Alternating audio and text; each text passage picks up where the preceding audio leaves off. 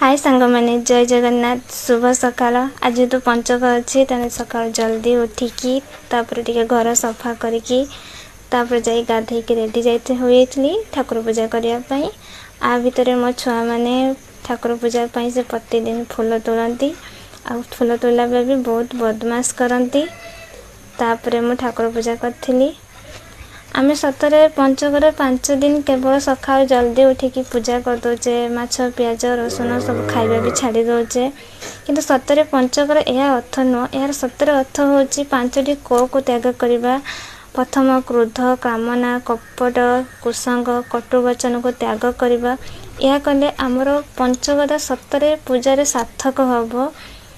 आदि आपण को मो वीडियो भल लगुव तो निश्चय लाइक करेंगे, कमेंट करेंगे, सब्सक्राइब करेंगे। शेष में सब कम सारी छुआ को पाठ पढ़ाई बसती रही। जय जगन्नाथ।